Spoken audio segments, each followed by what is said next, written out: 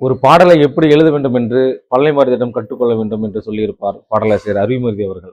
இரவா பகலா குளிரா வெயிலா என்னை ஒன்றும் செய்யாதடி, தத்தளிக்கும் மனமே தத்தை வருவாளா, முட்டு இதழ் முத்தம் ஒன்று தருவாளா, மனதில் நின்ற காதலியே மனைவியாக வரும்போது சோகம் கூட சுகமாகும்.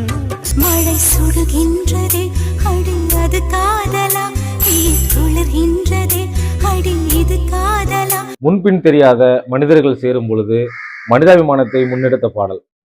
காத்து வீசுதே போல பேசுதே, ஒரு அழகான உறவுகளை சொல்லக்கூடிய ஒரு பாடல். வளையாத மூங்கிலில் ராகம் வளைஞ்சு ஓடுதே. சிலருக்குத்தான் மனசு இருக்கு உலகமதில் நிலச்சி இருக்கு என்ற வரிகளில் இவரும் ஒரு பட்டுக்கோட்டையாகவே வாழ்ந்திருப்பார்.